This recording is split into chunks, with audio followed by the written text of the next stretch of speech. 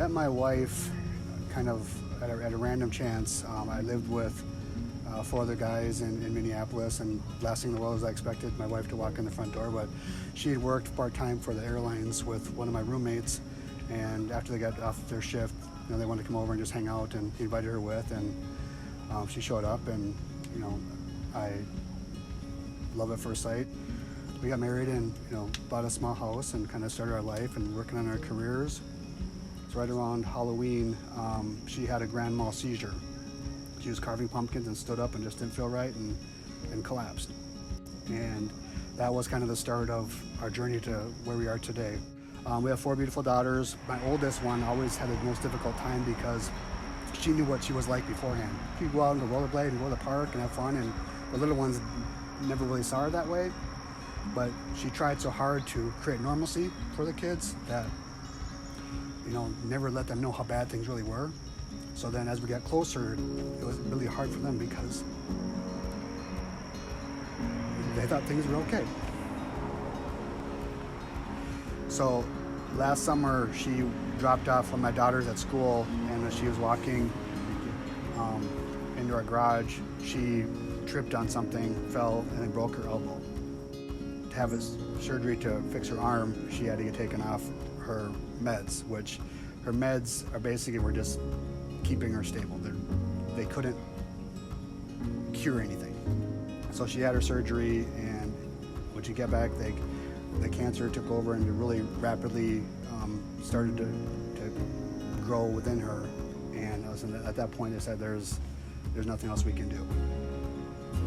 They basically said this was in October that, you're not going to make it to the end of the year. So then our biggest challenge is, how do we tell the kids?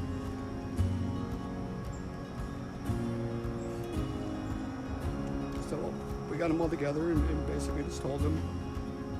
They all reacted in different ways. One immediately went to hug her, and one ran away. So she was adamant that she didn't want to go to a facility, but she also did not want to die in our house, because that's where the girls live. Don't want a constant reminder of that. So we basically were doing home hospice, and I basically left work for 3 months to take care of her. But she would get up a couple times and she would fall because she was trying to do it on her own. And it became a point where you have to go into a facility now.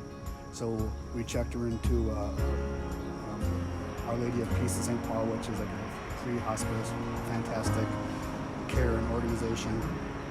It was definitely hard to see deterioration of someone that you love. So I got the call, like you need to come down now. It's going to happen. And came down there and held her hand for half an hour, and she passed. And immediately following the funeral, it's making arrangements, all this. You've never been through this before. You got to do what's right. And so then having all this going on, and then have the funeral, and all this is, a few days before Christmas. And, I have 4 daughters, not that I don't want them to have a good Christmas, I didn't have time to shop or figure out what they want on their list. And I get a knock on my door with the wife of that roommate that I talked about earlier, and I was like, what are you doing here? She looked at me and she just started to tear up, and I was like, I didn't see what was outside or anything, and then all of a sudden she's like, I wanted to do something for you. I didn't know how. A lineup of, I don't know how many people were there. It must have been at least 15. Just started coming in. Each one, it was like, you see like the people with sandbags with it.